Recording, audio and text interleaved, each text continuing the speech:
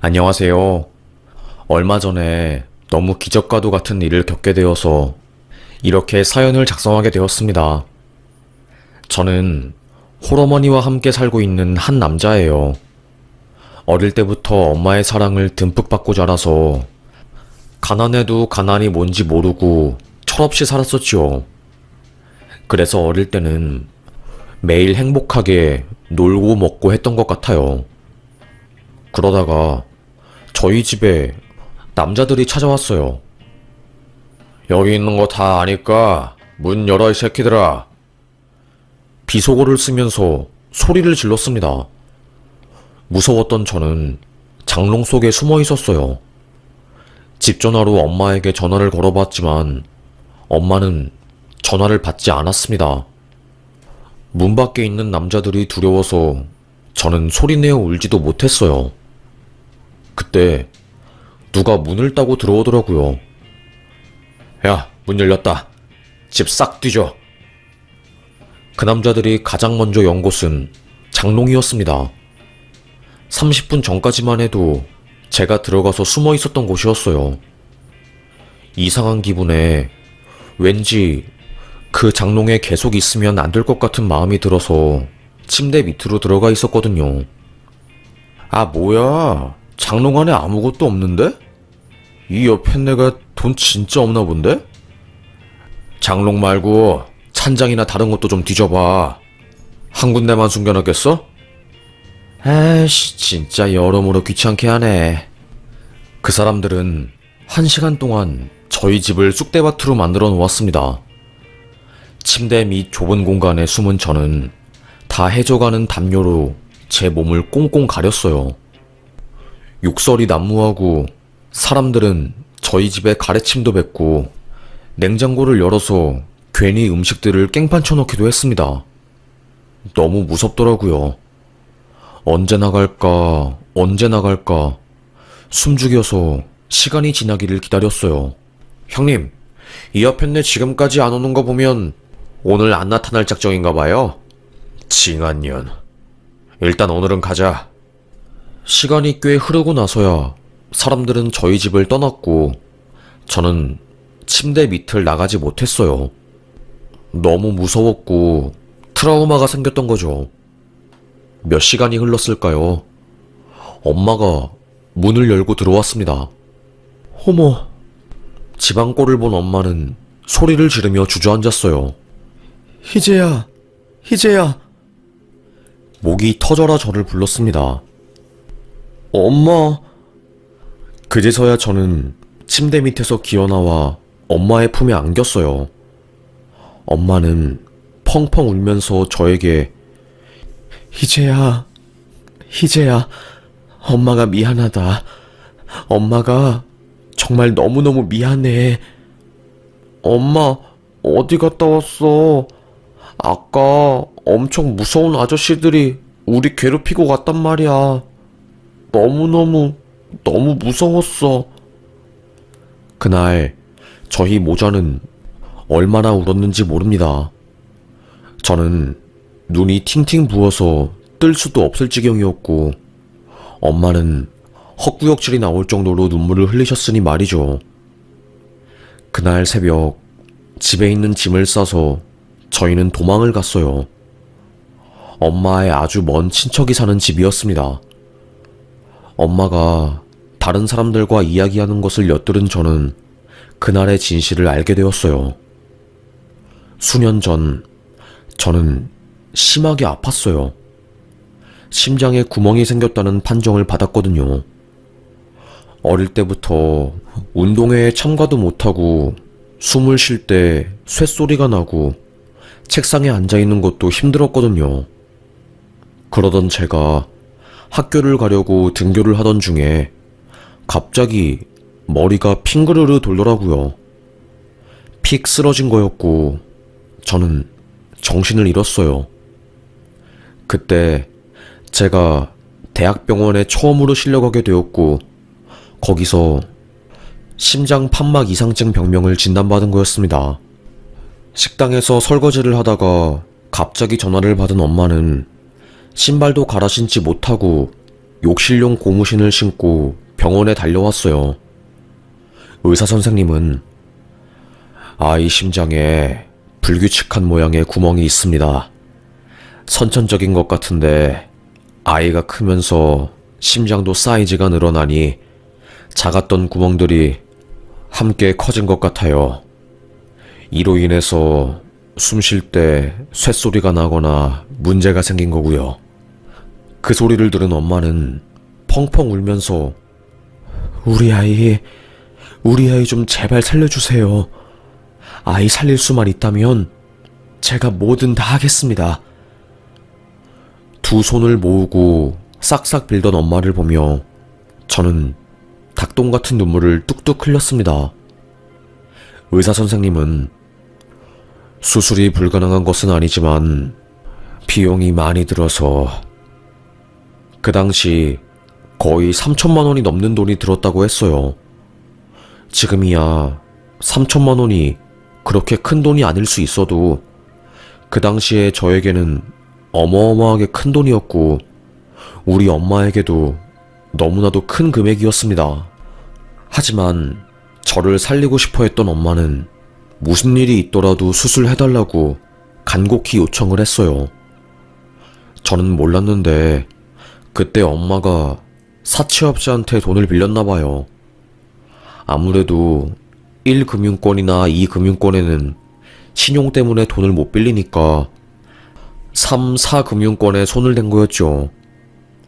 저는 아무것도 몰랐어요. 제가 병원에 입원했을 때는 그저 엄마가 매일 제 곁에 있어주고 챙겨주고 하니까 즐거웠거든요. 엄마는 적어도 제 앞에서 울거나 힘든 내색을 안 하시는 분이었습니다. 포도를 좋아하는 저를 위해서 소화병동 한켠에서 머루포도 껍질이랑 씨앗을 발라내고 살만 저의 입에 넣어주시는 엄마였어요. 우리 희재, 엄마랑 평생 행복하게 살아야지. 그치? 엄마의 전부이자 보물인 우리 희재. 엄마, 나는 지금이 너무 좋아. 내가 아파도 엄마랑 하루 종일 함께 있을 수 있으니까. 그때 엄마가 처음으로 제 앞에서 눈물을 흘렸던 것 같아요. 그렇게 저는 수술을 받고 무사히 회복을 할 수 있었답니다. 약 1년간의 투병 기간이 있었어요. 그때 엄마가 돈을 많이 빌렸나 봐요. 입원비에 약값까지. 그런데 늘어나는 이자에 감당이 안 된 엄마는 점점 원금조차 갚기 힘들어 하시다가 아예 잠적을 해버린 거죠. 그래서 그 빚쟁이 아저씨들이 저희 집에 찾아와서 깽판을 벌인 겁니다. 말도 안 되는 이자. 이자율이 50%가 넘었어요. 말이 안 되잖아요. 결국 엄마는 사람들의 도움을 받아서 파산 신청을 하고 엄마를 괴롭히는 사람들을 신고해버렸습니다. 그렇게 저와 우리 엄마는 몇 년간을 그 사람들을 피해서 떠돌이 인생을 살았어요. 그 무렵에 제가 깨달은 것 같아요. 철이 들었다고 해야 할까요? 돈이 없는 인생은 정말로 상당히 힘든 거구나. 너무나도 고통스러운 거구나. 라는 것을요. 그래서 제가 어릴 때부터 돈 많이 버는 게 목표였나 봐요. 엄마의 먼 친척집에서 얻어 살았던 저는 공부를 열심히 했습니다. 전교 꼴등을 하던 제가 전교 10등 안에 들었으니 말이죠. 매일매일 그렇게 공부를 하고 책을 읽다 보니까 성적도 곧잘 나왔고 고등학교 들어가서는 전교 2등 1등을 밥 먹듯이 하곤 했어요. 반드시 나 때문에 고생한 엄마에게 호강시켜드린다는 마음으로요. 그렇게 하루하루 살다 보니까 너무 힘듦에도 불구하고 결국에 수능이라는 레이스를 완주하게 되었고 사람들이 들어가고 싶어하는 명문대에 입학하게 되었습니다. 엄마는 세상을 다 가진 것처럼 좋아하셨고 저도 세상을 다 가진 것처럼 콧대가 높아졌어요. 난 이렇게 어려운 시험도 합격했으니까 뭐든 할 수 있어. 나는 정말로 뭐든 할 수 있는 가능성을 가진 사람이야.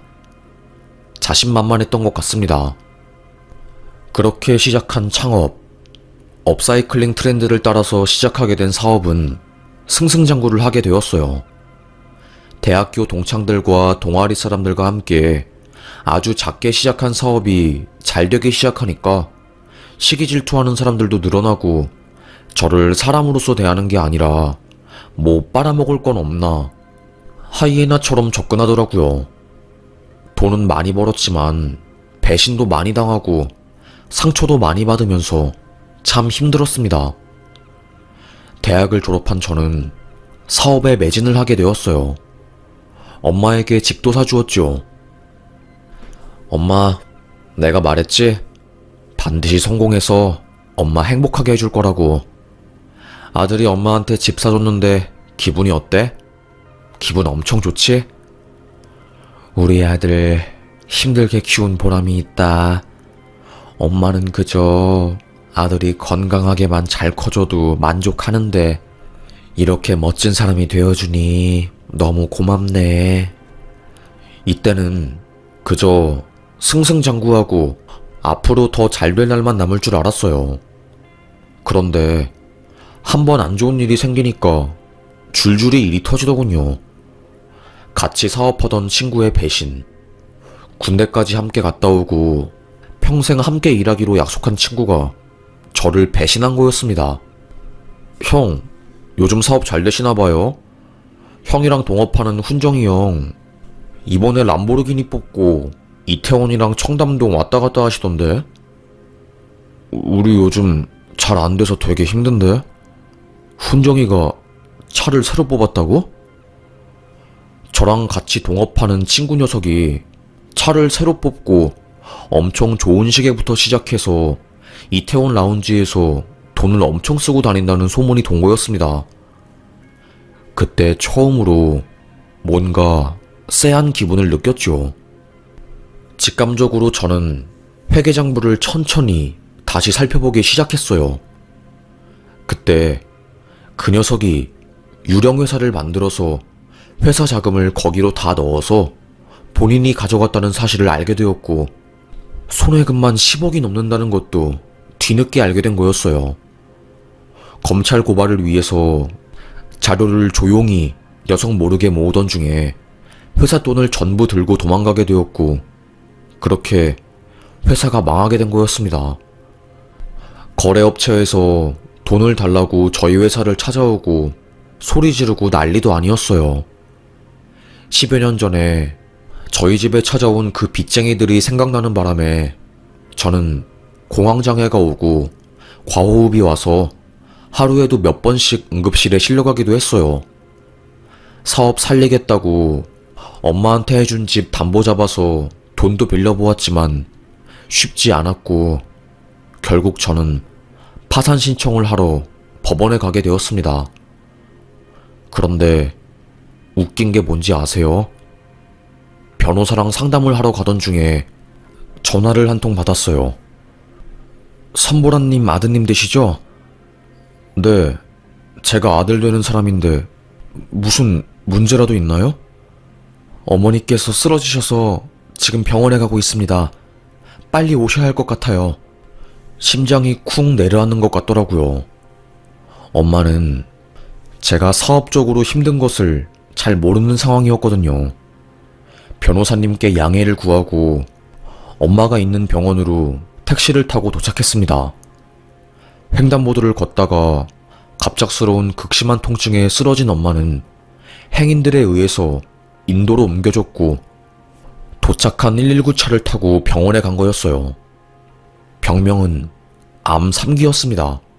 의사 선생님이 말씀하시길 이 정도로 암세포가 퍼졌으면 상당히 고통스러웠을 텐데 어떻게 참고 있으셨어요? 괜히 아파서 병원 갔다가 큰 병 발견되면 우리 아들한테 집만 지우는 꼴이 되니까 참고 또 참았지.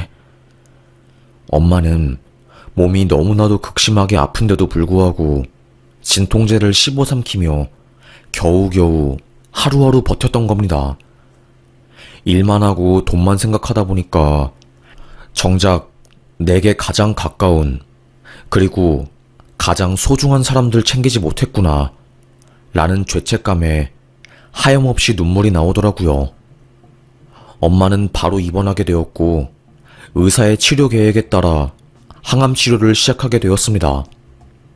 항암이라는 게 정말 쉽지 않더라고요. 한 번 주사를 맞고 치료를 시작하면 환자의 입맛이 뚝 떨어져서 밥은 입에 대지도 못하고 살이 10kg가 넘게 빠질 정도로 엄청 힘든 과정이었습니다. 엄마랑 저랑 매일 밤 잠들기 전에 서로를 부둥켜 안고 울었던 것 같아요. 머리가 다 빠지고 독한 약 때문에 이가 흔들려서 빠질 정도였어요. 게다가 몸이 약해지니까 하루에 10분 정도 서 있는 것도 힘들 지경이었지요. 그리고 무엇보다 비용 부담이 문제였습니다. 엄마한테 사업 망했다고 아직 말도 못한 상황이었고 파산 신청 직전에 엄마 암 소식을 알게 된 거라서 저는 개인적으로 너무 힘들었어요. 병원비를 매달 내야 하는데 돈 나올 구멍은 없으니까 미치겠더라고요. 엄마 생각이 간절하게 났습니다. 엄마가 이래서 사치업자한테 돈을 빌린 거구나. 사람은 살려야 하는데 돈이 없으니까 그랬던 거구나. 같은 상황과 처지가 되어버리니까 저절로 엄마의 심정이 이해가 되더라고요. 그래서 더 간절하게 엄마를 살리고 싶었습니다. 주변에 제 친구들이 엄마 소식을 전해 듣고는 항암에 좋다는 영양제랑 음식들을 엄청 많이 챙겨주었어요. 수십만 원을 호가하는 차가버섯부터 시작해서 약초까지 전부요. 하지만 엄마의 병은 호전될 기미가 보이지 않았습니다. 웃긴 건 뭔지 아세요? 죽을 만큼 힘들 때 더 힘든 일이 터지더라고요. 의사 선생님이 저에게 내년부터는 어머님이 심포갈수가제 보험 혜택을 못 받을 수도 있을 것 같습니다. 공단에서 공문이 내려왔는데 암 환자들 지원받는 심포갈수가제 사업을 축소 후 철회한다고 이야기가 나와서요. 네? 그게 무슨 소리예요? 그걸로 겨우겨우 엄마한테 들어가는 병원비 지원받고 있는데. 의사의 말은 엄마가 지원받고 있는 치료 관련 보험을 나라에서 축소시키고 지원 대상을 줄인다는 거였습니다. 한 달에 약값 200만원 정도 내고 있었는데 그 보험이 없어지면 저는 엄마 약값과 치료비로 한 달에 적어도 1,400만원 넘게 내야 하는 상황이 온 거였습니다. 암 환자한테 이건 죽으라는 소리나 마찬가지였어요. 평범한 사람들 중에 한 달에 병원비 1,400만원을 감당할 수 있는 사람은 아무도 없을 거예요.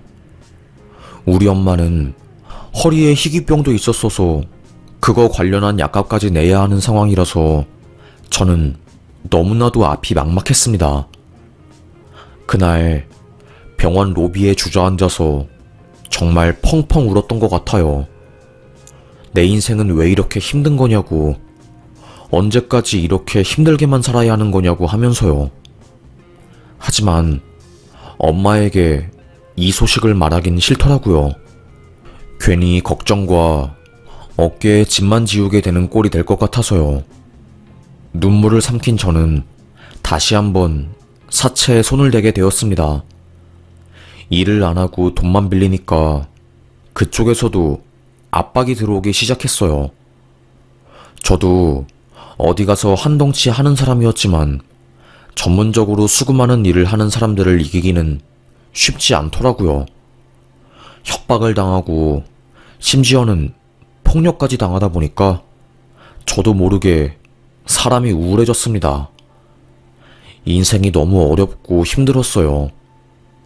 사람이 웃긴 게 궁지에 몰리면 정상적인 사고가 불가능해지더라고요. 의사는 어머님 상태가 안 좋아지셔서 일단은 항암 치료를 잠시 중단하고 다시 시작해야 할 것 같습니다. 다른 항암제로요. 이런 말을 하고 있고 집에 들어가면 엄청난 빛 독촉사가 우편함에 들어있으니 어디서도 희망은 보이지 않았어요. 이렇게 엄마를 병원에 가두고 하루하루 죽어가게 만드니 차라리 여행이라도 다녀서 추억을 쌓아야겠다 생각을 했습니다. 그래서 제가 선택한 게 바로 제주도 여행이었어요. 엄마는 평생 일만 하느라 한 번도 제주도에 가본 적이 없으셨거든요. 엄마, 우리 다음 주에 제주도 가자. 내가 비행기표부터 시작해서 다 예약해놨어. 엄마 진통 올 때마다 먹을 약도 가지고 왔고 매일 병원에 있으니까 사람이 더 우울해하는 것 같아. 의사도 몇 달은 외래 진료 보러 오는 것도 나쁘지 않다고 그러네. 그렇게 저는 1년여 만에 엄마와 함께 병원을 떠나서 여행을 가게 되었습니다. 제주도의 선선한 바람, 까만 돌, 그리고 푸르른 바다가 저희를 맞이해 주더라고요.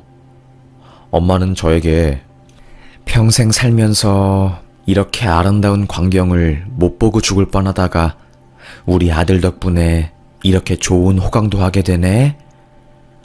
저를 꼭 안아주더라고요. 엄마, 더 잘해주고 싶은데 그러지 못해서 미안해. 남몰래 눈물을 흘렸습니다. 앞으로 시행될 보험 관련 정책이 시작되면 엄마의 병원비를 더 이상 감당하지 못할 것이고 치료를 못 받은 엄마는 하늘나라로 갈 게 뻔했어요. 저는 엄마가 하늘나라에 가면 나도 따라가야지. 이번이 내 인생 마지막 여행이 되겠구나 생각했습니다. 그때는 돈 때문에 극단적인 생각을 했었던 것 같아요. 하여튼 간에 예약한 민박집에 도착한 저는 엄마를 차에 잠깐 두고 먼저 가서 주인장에게 신분증을 건넸습니다. 예약할 때 숙박하는 사람들 신분증 사본이 필요하다고 해서요. 신분증을 받은 주인장은 갑자기 제 얼굴을 뚫어지게 보더니 눈시울이 붉어지는 겁니다. 이제 입실해도 되는 거죠? 예.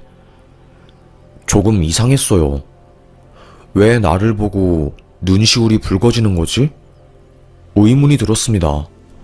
엄마를 모시고 숙소에 짐을 둔 뒤 조금 쉬었다가 다시 바다로 향했어요.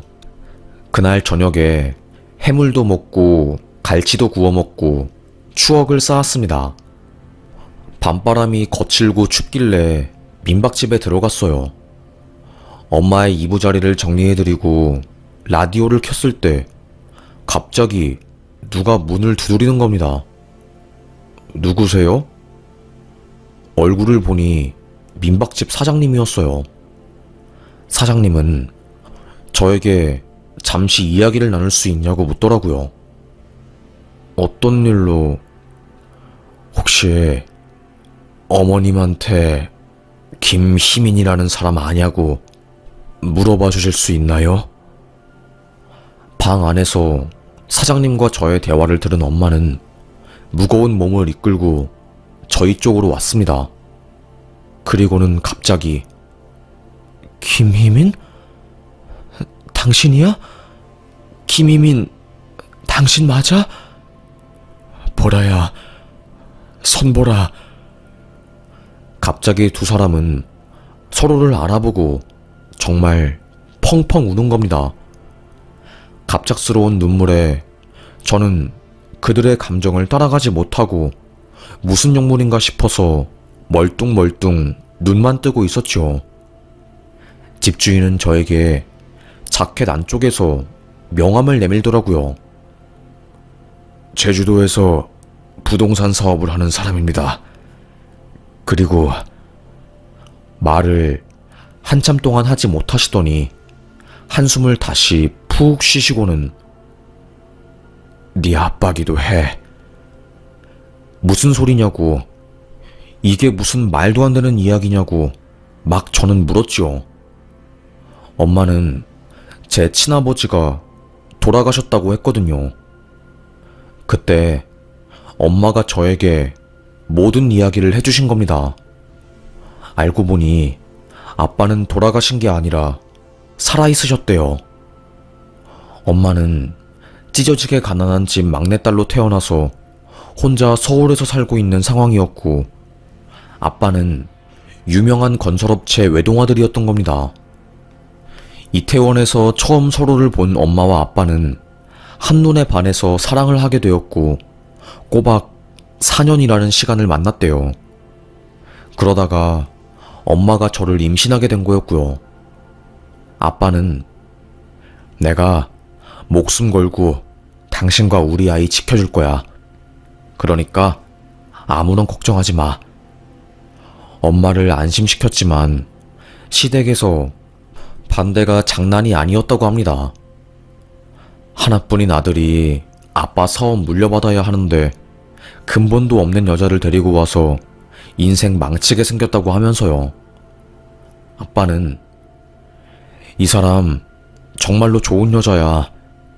내가 이 여자 만나고 나서부터 너무너무 하루하루 행복해졌고 인생이 즐거워졌어. 그러니까 제발 반대하지 마. 애걸복걸했지만 시댁은, 그러니까 친할머니의 반대가 어마무시했답니다.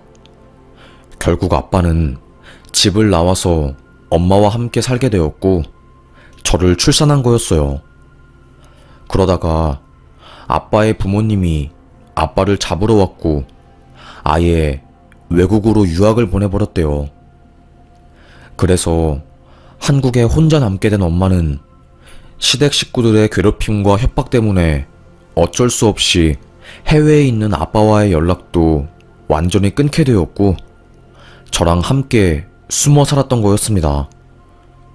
그 뒤로 엄마와 아빠는 단 한 번도 만나지 못했던 거고, 아빠를 찾는 저에게 엄마는 아빠가 죽었다면서 그날의 일을 이야기해주지 않으셨던 거였죠. 너무나도 사랑했던 두 사람이 타의에 의해서 멀어지고 헤어졌던 겁니다. 민박집 사장님은 당신 주민등록증 보자마자 너무 놀랐어. 나는 내가 잘못 본 줄 알았거든. 이름부터 나이, 생년월일까지 똑같은 사람이 몇이나 되겠어. 게다가 사진도 당신이었고. 어떻게 된 거야? 왜 이렇게 몸이 야위었어? 이렇게 다시 만나게 될 줄은 몰랐네. 나 말기암이야. 그래서 아들이랑 같이 죽기 전에 여행 온 거고, 속으로 그냥 죽기 전에 당신 얼굴이라도 한번 볼 수 있으면 참 좋겠다 생각했는데 이렇게 될 줄은 꿈에도 몰랐네. 어떻게 이럴 수가 있지? 세상에, 정말 말도 안 돼. 두 분은 서로의 손을 꼭 잡고 못다한 이야기를 하셨어요. 저는 조심스레 자리를 비켜드렸고요. 얼마나 흘렀을까요? 저는 민박집 사장님에게 조심스럽게 다가갔습니다. 사장님은 저를 보고 네가 내 아들이구나. 미안하다. 아빠가 바보 같아서 용기가 없어서 너랑 엄마를 지켜주지 못했어. 정말 미안하다. 펑펑 울더라고요. 어색했어요. 갑자기 내 인생에 나타난 아빠. 평생 제 인생에 아빠라는 존재는 없었거든요. 한순간에 알게 된 아빠와 탄생의 비밀. 혼란스러웠습니다. 뭐라고 표현할 수 없는 배신감도 느껴졌어요. 나에게 모두가 거짓말을 하는 것 같았지요. 그 아저씨가, 아빠가 저에게 그러더라고요. 많이 늦었지만 지금부터라도 내가 너희 엄마를 돌보고 싶구나. 너무나도 미안한 사람이야. 그리고 너에게도 아빠 노릇을 하고 싶어. 손을 꼭 잡더라고요. 속으로 저는 당신이 우리 삶을 감당할 수 있겠어? 괜한 반항스러운 마음이 스멀스멀 올라왔습니다. 그렇게 어영부영 제주도 여행이 끝나게 되었고 비행기를 타고 서울로 갔습니다. 통증이 심해진 엄마는 서울에 가서 다시 병원에 입원하게 되었고 저는 또 감당하기 힘든 병원비를 책임지기 위해서 새벽부터 일찍 인력소 사무소에 가서 일을 하고 있었어요. 그때 제 핸드폰으로 누가 전화를 하더라고요. 누구세요? 나야, 민박집 아저씨. 그러니까 아버지다. 아버지는 엄마를 간병하기 위해서 서울로 오신 거였습니다. 하던 일을 중간에 멈추고 저는 아버지를 만나러 갔어요. 말도 없이 제주도에서 서울로 오신 거예요? 언질이라도 해주시지. 네 엄마가 암 말기라는데 내가 어떻게 제주도에서 유유자적하게 여유를 즐기고 있겠니? 급하게 민박집을 접고 서울로 올라오신 거라고 하더라고요. 그때까지만 해도 제가 몰랐던 거죠. 아버지의 어마어마한 정체를요. 병원비를 낼 날이 다가와서 원무과에 가서 저는 얼마나 나왔냐고 물어보았습니다. 이번 달 병원비 1,100만 원 나오셨고요. 비보험까지 전부 다 합친 금액입니다. 그리고 완납되셨어요. 네? 저는 병원비를 낸 적이 없는데? 김희민 되시는 분이 병원비 전부 입금하고 가셨어요. 그리고 아직 못 낸 작년치 병원비 5천만 원도 전부 다 납입하셨고요. 순간 심장이 쿵 떨어지는 것 같았습니다. 알고 보니 아버지가 엄마의 밀린 병원비까지 전부 다 내주신 거였어요. 바로 아버지에게 찾아갔어요. 돈이 어디서 나셔서 그렇게 큰 돈을 갚으셨어요? 저의 말에 찡긋 웃으시더라고요.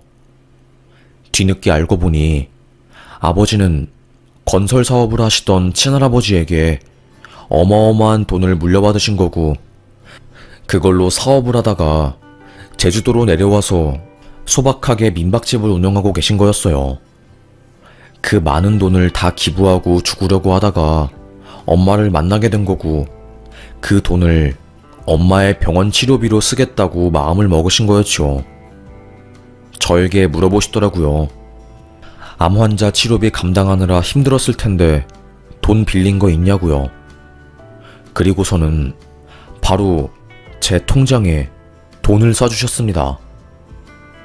이걸로 사채 빚은 빨리 갚고 다시 시작하자. 엄마는 내가 책임지고 돌볼 테니까. 알겠지? 순간 저는 이게 가족의 힘이구나, 아빠의 힘이구나 라는 것을 깨달았습니다. 나는 지금까지 아빠가 한 역할을 내가 오롯이 다 해내느라 이렇게 힘들었던 거구나. 그래서 내가 이렇게 많이 눈물을 흘리면서 살았던 거구나. 울음이 터져버렸어요. 거의 처음으로 어린아이처럼 펑펑 울었던 것 같아요. 그렇게 저는 그 아저씨를 아빠로 받아들이게 되었고 일용직을 그만두고 손을 놓았었던 업사이클링 사업을 다시 시작하게 되었습니다. 내가 처음에 시작한 일이니 마무리는 제대로 짓고 싶다는 생각에 다시 사업을 시작하니 그동안 저희를 기다려주신 손님들이 많은 반응을 해주시면서 인기가 늘어났어요. 조금씩 매출이 오르더니 연 매출 3억을 찍게 되었고 거의 6년 만에 다시 사업을 성공시킨 거였습니다.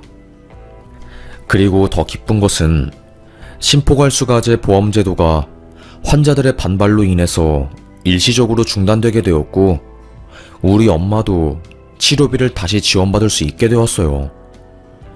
시중에 나와 있는 항암약물은 엄마의 몸에 반응하지 않아서 그동안 치료가 힘들었었는데 키트루제라는 새로 나온 신약이 엄마에게 잘 반응을 해주어서 지금은 암세포가 거의 80% 정도 전멸된 상태입니다. 병원에 입원해 있지 않고 아빠와 함께 살면서 여행도 가고 조금씩 일상생활로 복귀하고 계세요. 엄마가 저에게 그러시더라고요. 젊을 때는 힘들어서 죽고 싶었던 적도 많았는데 다 지나고 이 사람을 다시 만나니까 죽지 않고 살길 참 잘했다는 생각이 든다. 우리 아들도 많이 사랑하고 많이 슬퍼하고 많이 즐기면서 살았으면 좋겠어. 엄마의 말에 깊은 감명을 받은 저는 그때부터 조금 더 인생을 즐겁고 행복하게 재미있게 살려고 노력을 했던 것 같아요. 하루하루 살아내는 게 어쩔 때는 전쟁 같기도 하고 어쩔 때는 게임 같기도 하지만 아무리 힘들어도 죽으라는 법은 없기에 그래서 이 악물고 살아내보려고 합니다. 아버지의 존재로 인해서 경제적으로 정말 많이 편안해졌고 제 마음을 짓누르고 있었던 돌덩어리가 없어진 것 같아서 요즘은 입맛도 돌고 인생이 하루하루 감사하네요. 그래서 이렇게 저의 마음을 기록하기 위해서 용기를 내서 사연을 제보하게 되었습니다. 주변에 사랑하는 사람이 한번 크게 아파보니 얼마나 평범한 하루하루를 보내는 게 행복한 일인지 어려운 일인지 깨닫게 되었네요. 앞으로 이 소중함을 절대로 잊지 않고 마음속에 잘 간직해서 힘들 때마다 꺼내어서 위로받고 다시 앞으로 살아가 보려고요. 여러분도 부디 아프시지 마시고 많이 사랑하고 사람들에게 상처도 받아보고 그러시면서 살길 바라겠습니다. 빙빙 돌아서 만나게 된 엄마와 아빠의 인연. 어떻게든 만날 사람은 다 만나지게 되는 것 같아요. 그게 우리네 인생인가 봐요. 하여튼 간에 긴 저의 이야기를 이렇게 끝까지 들어주셔서 정말로 감사합니다. 요즘 날이 추우니 몸 조심하시길 바라겠습니다. 일교차가 클수록 감기 안 걸리게 조심하세요. 요즘 감기 걸리면 정말로 답도 없더라고요. 하여튼 간에 돈, 명예, 사랑 다 중요하긴 하지만 가장 중요하고 기본이 되는 것은 건강인 것 같아요. 건강이 없으면 뭘 하든 힘들고, 아니, 애초에 뭘 할 수도 없으니까요. 우리 모두 건강 잘 챙기면서 한 번뿐인 인생 끝장나게 즐기면서 살았으면 좋겠어요. 그게 우리가 행복해질 수 있는 가장 쉬운 방법인 것 같네요. 모두 건강하고 사랑하고 즐기면서 살아봅시다. 그럼 저는 여기서 사연 마무리하겠습니다. 들어주셔서 정말 감사합니다.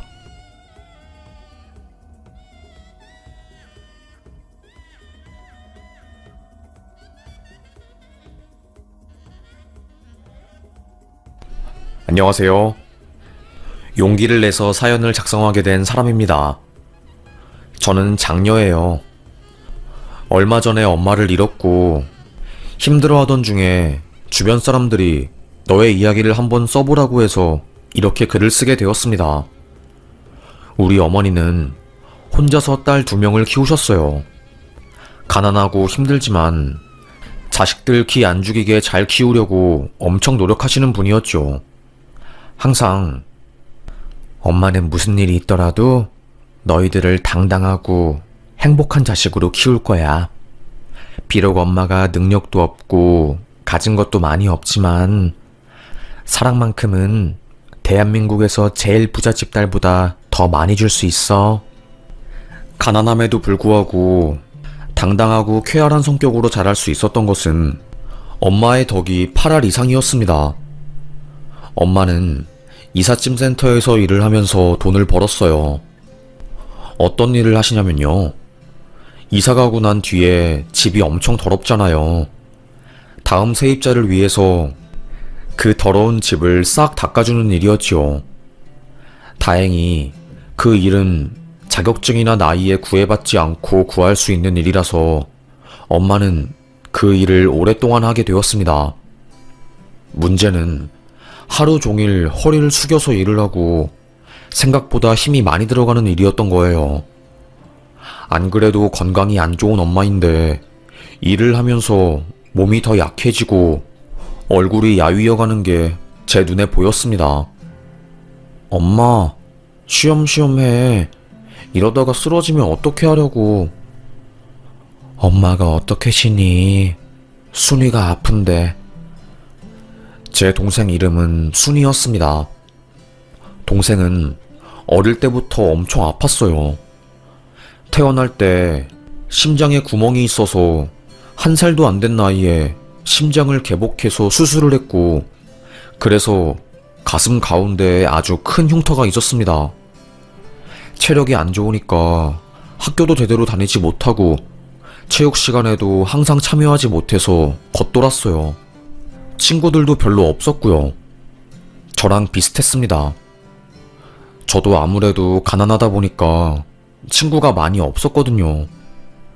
시험 끝나거나 심심할 때면 항상 친구들 있는 애들은 모여서 번화가에 가는데 그것도 다 돈이었으니까요.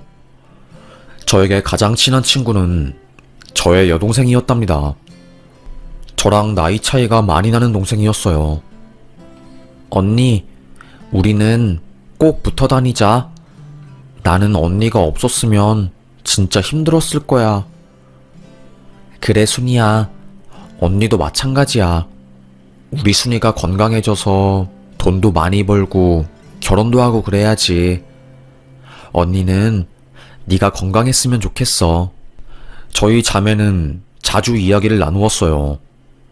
꼭 우리 둘이 성공해서 우리 때문에 고생한 엄마 호강시켜드리자면서요. 가난하고 사는 게 힘든 저희 가족이었지만 그래도 사랑이 흘러넘치는 집이었기 때문에 항상 웃으면서 살 수 있었던 것 같아요. 그런데 왜 인생은 항상 행복할 때 가장 불행한 일이 일어나는 걸까요? 조용하게 살던 저희 가족에게 재앙과도 같은 일이 벌어졌습니다. 어느 순간부터 순이가 숨을 제대로 못 쉬거나 샤워를 하고 나오면 픽픽 쓰러지기 시작했어요. 순이야, 너 왜 그래? 어디 아파? 아픈 곳 있으면 언니한테 바로바로 말해. 언니 나 몰라? 나 건강 빼면 시체야. 내 걱정하지 마. 요즘 입맛이 없어서 밥을 잘 못 먹었더니 잠깐 피곤해서 그런 것 뿐이야. 대수롭지 않게 여기고 하루하루 살던 어느 날 갑자기 담임 선생님이 저희 반에 찾아온 겁니다. 수학 수업을 하고 있었는데 교실 뒷문을 열더니 유진아, 안유진, 가방 챙겨서 나와. 조용한 목소리로 저를 불러내더라고요. 애들은 다 저를 쳐다보고 저는 영문도 모른 채 가방을 싸서 밖에 나갔습니다. 담임 선생님은 저에게 5만 원을 쥐어주면서 동생이 많이 아프대. 이걸로 택시 타서 아심병원으로 빨리 가봐. 네? 동생이 아프다니요? 그게 무슨 소리예요? 어머님이 전화를 안 받으셔서 병원 쪽에서 학교로 전화를 걸었어. 수업을 듣다가 순이가 쓰러졌나봐. 백혈구 수치가 안 좋게 나와서 당장 가족들 불러야 한다고 하더라고. 그러니까 빨리 택시 타고 병원 가봐. 그 말을 들은 순간 세상이 무너지는 듯한 기분이 느껴졌습니다. 뭐라고 이야기를 해야 할까요? 하나밖에 없는 동생이 죽을 수도 있다고 하니까 눈물이 줄줄 쏟아지더라고요. 대성통곡을 하면서 택시를 잡았고 펑펑 울면서 병원에 갔습니다. 그렇게 그곳에 도착한 저는 동생을 찾았어요. 원무과에 이름을 대니까 동생이 입원한 병원으로 안내를 백혈구 수치가 급격하게 내려가서 쓰러진 거였고 동생의 학교 선생님과 함께 병원에 왔다고 하더라고요. 정밀 검사를 한 결과 동생은 소아암 진단을 받게 된 거였고 저는 억장이 무너지는 듯 했습니다. 일을 하느라 엄마는 병원에서 온 전화를 받지 못한 거였어요. 의사 선생님은 바로 치료에 들어가야 할 것 같습니다. 동생분이 앞으로 많이 힘들 거예요. 가족분들께서 힘이 되어주셔야 합니다. 저는 너무 속상한 나머지 동생에게 아프면 언니한테 바로 말했어야지. 왜 혼자서 끙끙 앓아서 괜히 병을 키우는 거야. 언니, 그게 아니라 괜히 내가 병원 갔다가 돈이 많이 나오면 우리 가족한테 부담이 될까봐 그래서 그랬던 거지. 끝까지 동생은 가족들을 생각해서 아픈데도 불구하고 꾹 참은 거였습니다. 뒤늦게 소식을 듣고 병원에 온 엄마는 병명을 듣고 세상이 떠나가라 울었어요. 병원 로비에서 통곡 소리가 울릴 정도였으니 말이죠. 그렇게 동생의 소아암 항암 치료는 시작되었습니다. 제가 직접 동생의 머리를 밀어주고 돌보기 시작했어요. 저는 그때 고등학교 3학년이었고 동생을 돌보느라 사실상 대학은 포기한 상황이었어요. 엄마는 날이 갈수록 늘어나는 동생의 병원비를 감당하기 위해서 일을 더 늘렸습니다. 서울뿐만 아니라 지방에도 내려가서 일을 하기 시작했어요. 그래서 주말에만 엄마를 볼 수 있었어요. 유진아, 엄마가 일해서 돈 벌어올 테니까 평일에는 유진이 네가 엄마 노릇 좀 해줘. 엄마가 미안하다. 우리 유진이도 아직 아이인데 챙겨줘야 하는데. 됐어. 내 신경 쓰지 말고 엄마 일에만 집중해. 순이도 지금 치료에 집중 잘하고 있으니까. 동생의 건강 상태는 조금씩 호전되는 것 같았어요. 키탈루제라는 표적 항암 치료가 동생에게 잘 받아서 암세포도 점점 줄어들고 있었고요. 의사는 저에게 환자 10명 중에 1명만 이 약제에 반응을 하는데 환자분께서 그 행운에 들게 되어 정말로 다행입니다. 조금만 더 버텨주시면 아마도 더 상태가 나아질 거예요. 너무나도 희망적이었습니다. 저는 대학을 가는 대신 한 작은 소형 회사에 격리로 취업하게 되었고 일을 하면서 번 돈을 동생의 병원비에 보태었어요. 엄마와 저 둘 다 버는 돈의 대부분을 병원비에 쏟아부었지만 확실히 역부족이었습니다. 너무 비싸더라고요. 보험이 된다고 해도 가난한 저희 가족이 감당할 수 있는 돈이 아니었습니다. 왜 이렇게 사는 게 힘들지? 산 넘어 산인 것 같은 기분이 드네. 이런 생각이 스쳐 지나갈 무렵 더 힘든 일이 터지게 되었어요. 왜 인생은 힘들 때 더 힘들어지는 걸까요? 회사에서 일을 하고 있었는데 모르는 번호로 전화가 오는 겁니다. 진짜 근무 중인데 누가 자꾸 전화하는 거야? 곤란해 죽겠네. 그 전화를 일부러 받지 않고 탁 끊어버렸어요. 하지만 전화를 끊었는데도 불구하고 계속 걸려오더라고요. 그 순간 저도 모르게 쎄한 느낌을 받았습니다. 결국 전화를 받았어요. 따님 되시죠? 어머님께서 심장마비로 병원에 입원하셨거든요. 상태가 위급해서 빨리 오셔야 할 것 같습니다. 네? 말도 안 돼. 엄마가요? 저는 급하게 버스를 타고 경기도로 내려갔어요. 알고 보니 이삿짐을 다 빼버린 먼지구덩이 집에 청소를 하러 간 엄마는 갑자기 심장마비가 온 거였습니다. 하필 그날 엄마랑 같이 일하는 파트너 아주머니가 물을 사온다고 슈퍼에 간 상황이었고 그때 심장마비가 온 거였죠. 물을 사온 아주머니가 쓰러져 있는 엄마를 발견해서 바로 119에 신고를 했고 응급처치를 하면서 지역병원에 가게 된 거래요. 하지만 골든타임은 너무나도 짧았고 뇌에 산소가 공급이 안 된 시간이 길어지면서 엄마는 급격하게 깨어날 가능성이 떨어진 거였습니다. 펑펑 울면서 저는 의사에게 "우리 엄마 살 수 있는 거죠?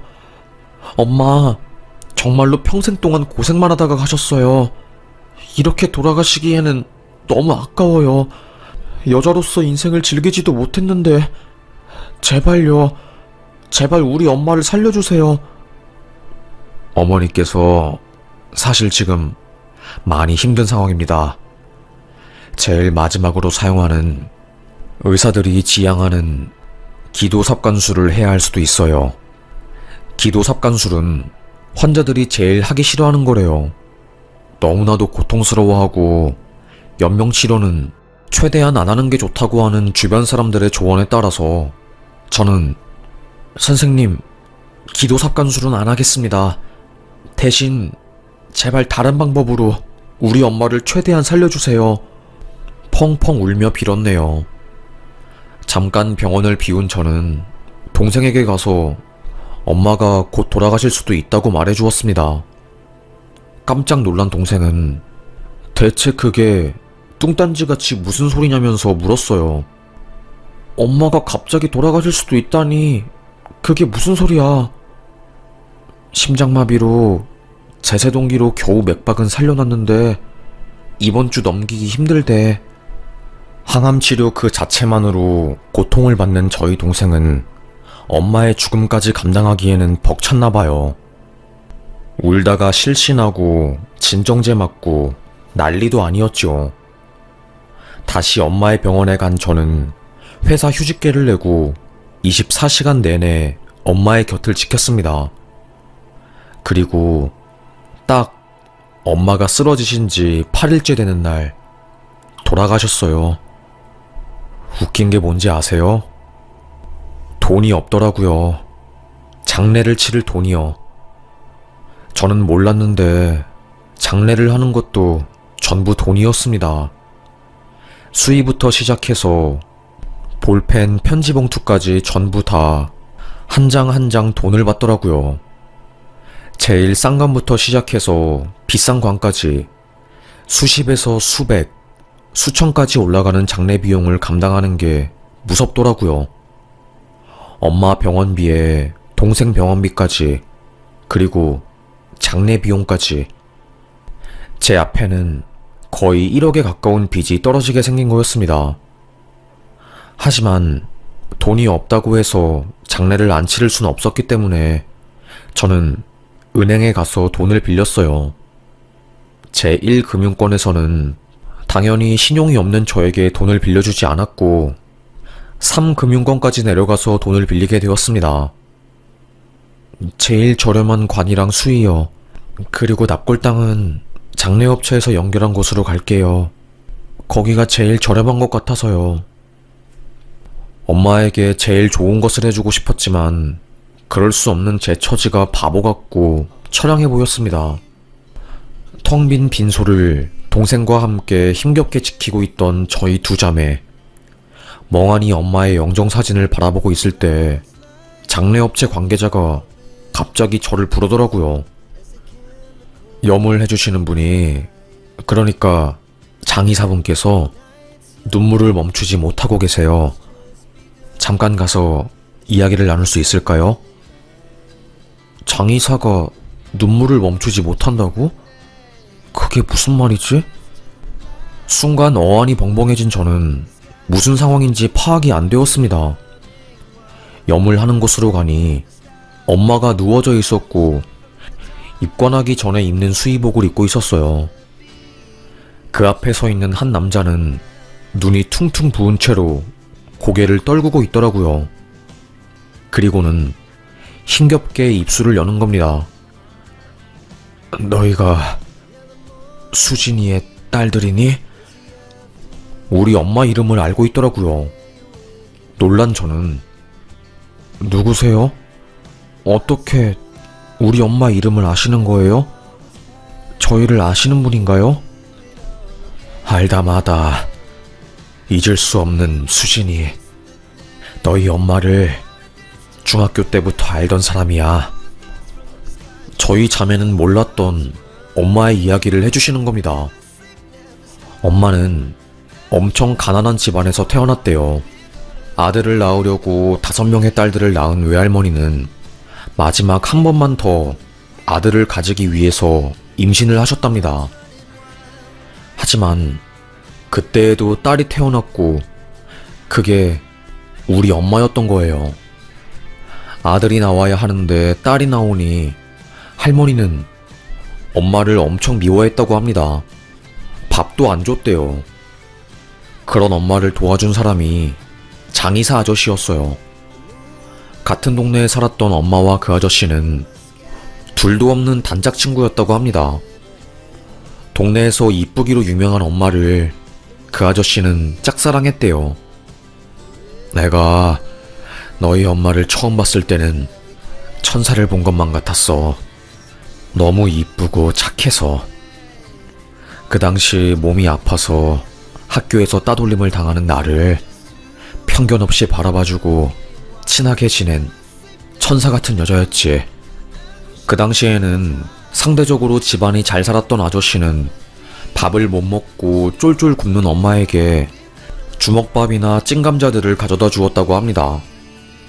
엄마와 아저씨는 여름밤마다 자전거를 타고 반딧불을 보면서 노셨대요. 세찬아, 나는 서울에 올라가서 살 거야. 우리 가족이 없는 곳으로 가서 행복하게 살 거야. 수진아, 그 꿈 내가 응원할게. 까만 밤을 보면서 서로의 소원을 빌었다고 하더라고요.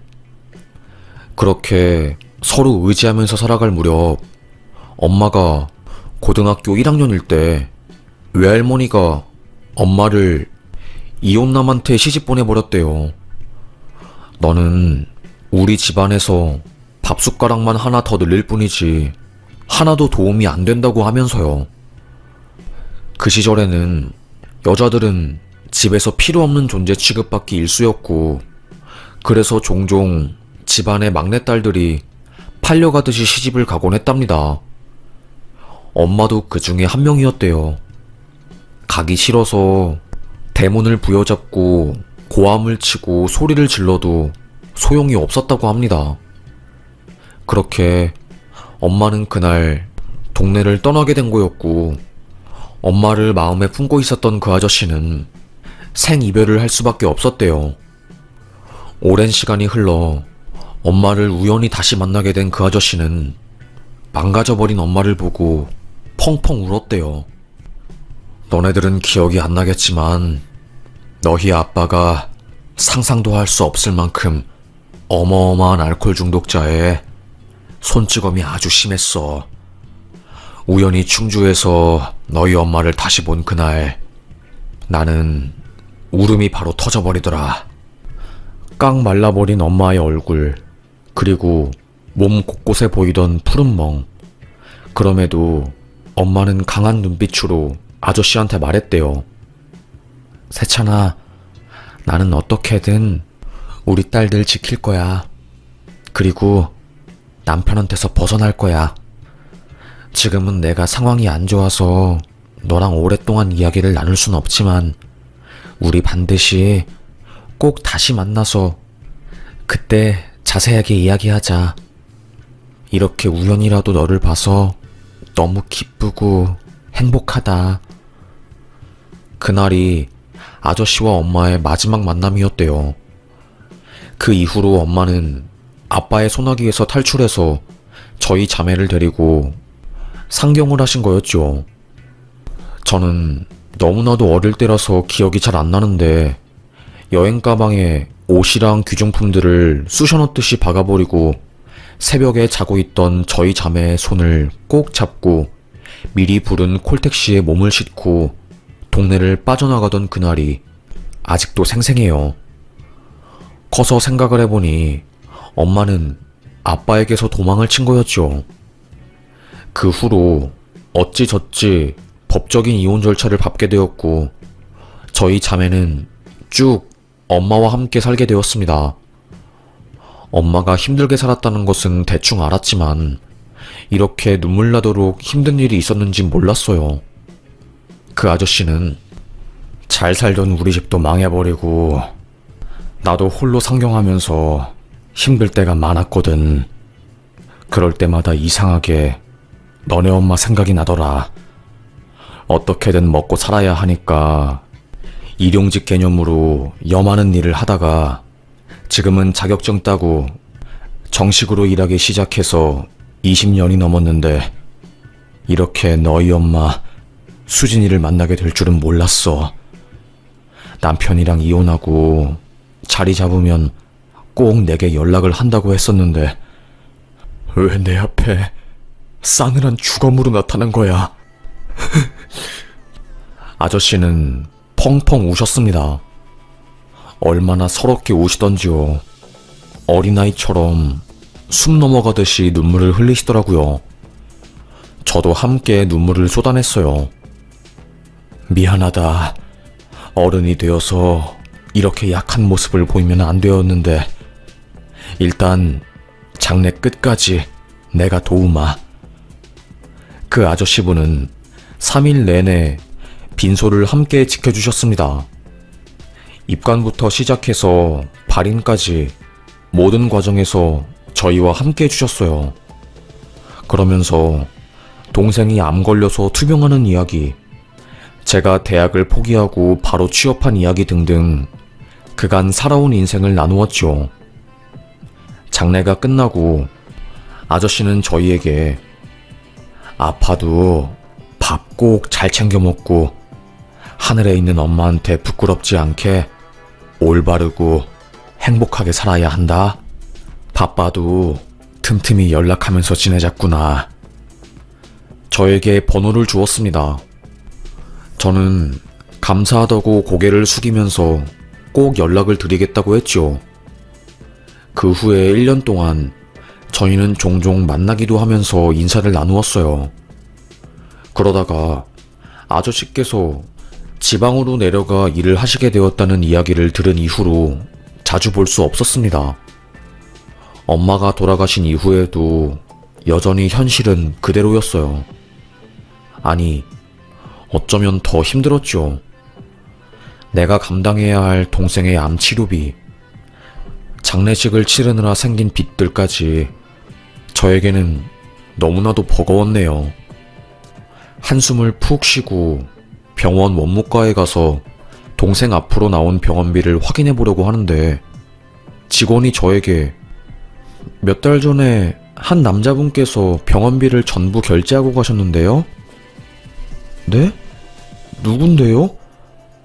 누가 제 동생 병원비를 대신 결제해 주신 건데요? 그건 저희도 자세히 모르겠어요.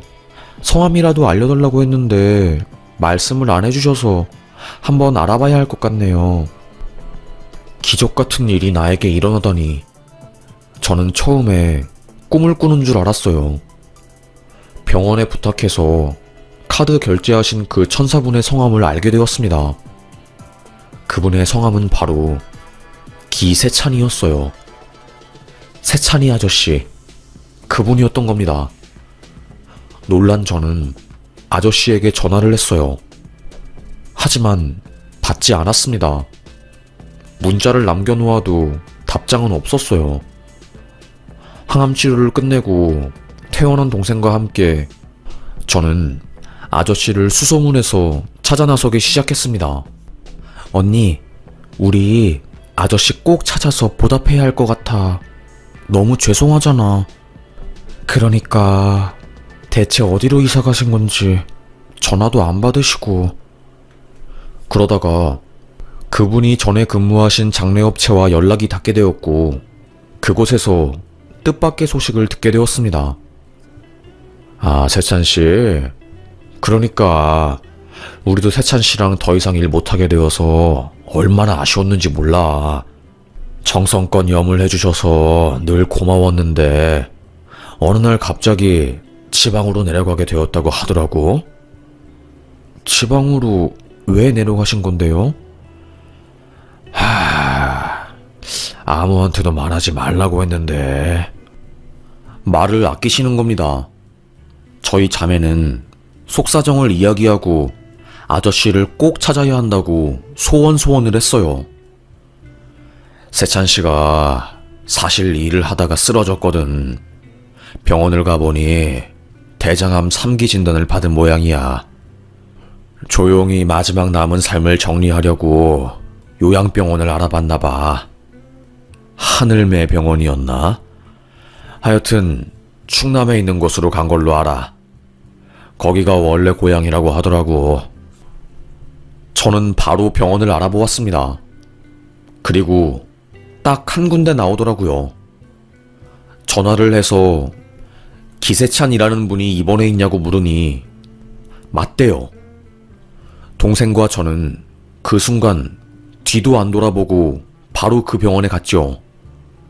아저씨가 힘들게 투병을 하고 있었고 눈물을 펑펑 흘리면서 저는 아저씨, 왜 말도 없이 원무과에 와서 동생 병원비 내주시고 가셨어요? 그리고 저희한테 왜 아픈 거 말씀 안 해주셨어요? 너네들은 너네 인생 챙기는 것만으로도 벅차고 힘들 텐데 내가 거기다가 대고 더 힘들게 나 아프다고 하면 얼마나 부담이 되겠니? 그래서 말 안 한 거지 뭐. 다 늙어서 생색내면 그것도 참 그렇더라고. 미안하기도 하고 너무 감사하기도 해서 저도 모르게 그날 눈물이 막 펑펑 났던 것 같아요. 너무나도 야위어버린 아저씨를 보니까 꼭 우리 엄마를 보는 것 같아서 마음이 무거웠어요. 이렇게 허무하게 돌아가시면 안 되죠. 아직 즐길 게 얼마나 많은데. 세상에 맛있는 것도 엄청 많고 재밌는 것도 엄청 많고 건강해져야죠, 아저씨. 저의 말에 힘없이 웃을 뿐이었습니다. 저랑 동생은 아저씨가 계신 지역으로 내려와서 이사를 했어요. 저희 자매가 힘들 때 곁을 지켜주신 분이니까 저희도 아저씨가 힘들 때 곁을 지켜줘야겠다고 마음을 먹었거든요. 하지만 항암 치료를 지속해도 아저씨의 병은 나을 기미를 보이지 않았습니다. 의사는 항암제가 잘 들지를 않아서 지금 이것저것 시도해보는데 쉽지 않네요. 키토르제도 안 들으니까 더 이상 방법은 없어요. 환자분 체력도 많이 떨어진 상황이고 암세포도 간부터 시작해서 폐까지 번진 상황이라 수술을 해야 할 수도 있어요. 동생에게는 키토르제 항암제가 잘 맞았는데 아저씨에게는 반응이 없었던 겁니다. 마지막 희망이었던 항암제도 듣질 않으니 상태는 더더욱 악화가 되었고 나중에는 밥을 먹을 수도 없었어요. 죽으로 겨우 목구멍에 넘길 뿐이었죠. 그때 아저씨가 저에게 집 열쇠를 주시면서 말씀을 하시더라고요. 유진아, 만약에 아저씨가 죽으면 2km 아저씨 집에 들어가서 장롱 안에 있는 앨범을 꺼내 납골당 안에 넣어주렴. 아저씨가 바라는 건 딱 그거 하나다. 왜 벌써 죽는 소리를 하세요? 아직 기적이라는 게 있는데 벌써부터 그렇게 마음 약한 소리 하시면 안 되시죠. 제발 그러지 마세요. 네? 하지만 현실은 냉혹하더라고요. 간절하고 또 간절하게 기도하면서 제발 기적이 일어나달라고 소원했지만 결국에 기적은 일어나지 않았습니다. 아저씨는 일주일간 혼수 상태에 빠지게 되었고 암세포로 인한 극심한 고통으로 계속해서 시달리다가 새벽에 삶을 마감하셨습니다. 동생과 저는 그날 얼마나 울었는지 몰라요. 장례를 급하게 치르면서 경황이 없었던 저는 발인 직전에 아저씨가 저에게 주신 열쇠가 생각이 나더라고요. 아, 맞다. 아저씨 그 앨범 사진. 저는 바로 택시를 타고 아저씨가 살았다던 주소로 갔어요. 얼마나 오랫동안 사람이 드나들지 않았던 것인지 집 앞에는 거미줄이 쳐져 있었습니다. 나무 막대기 하나를 들어서 옆을 휘휘 쳐낸 후에야 집에 들어갈 수 있었어요. 방 안에는 부모님의 영정사진이 있더라고요. 그리고 장롱이 있는 안방으로 들어가서 문을 열었습니다. 조심스럽게 이불과 이불 사이에 있는 앨범을 꺼내서 장례식에 가지고 갔어요. 언니, 아저씨가 가지고 오라고 한 거 가지고 왔어? 집에 먼지가 많이 쌓였더라고. 이 앨범도 엄청 낡았다. 발인을 마친 저희는 유족과 함께 유골함을 안치했습니다. 그리고 앨범을 펼쳐서 사진을 꺼내려는 순간 저와 동생은 온몸에 힘이 풀려 털썩 주저앉았어요. 그 이유는 바로 앨범 안에 우리 엄마와 그 아저씨가 함께 찍은 어린 시절 사진이 잔뜩 들어있었던 겁니다. 자전거를 타던 모습, 반딧불을 병에 잡아서 행복해하는 어린 시절의 엄마의 얼굴, 모든 게 다 담겨 있었어요. 그 당시 조금 잘 사는 집안이었던 아저씨는 가지고 있던 카메라로 엄마의 얼굴을 많이 담아둔 거였습니다. 그래서 일부러 유족들에게 앨범을 가지고 와달라고 시킨 게 아니라 저에게 부탁한 거였어요. 그 앨범 속에 너희 엄마가 있으니까 마음껏 보라는 뜻이었던 거죠. 끝까지 하늘나라에 가기 직전까지 저와 동생을 배려하고 아껴준 아저씨였습니다. 바보처럼 엉엉 울었고 또 아이처럼 웃다 울고 그랬네요. 엄마와 아저씨의 납골당은 10분도 안 걸리는 곳에 위치해 있었어요. 저랑 동생은 엄마, 세찬이 아저씨 알아?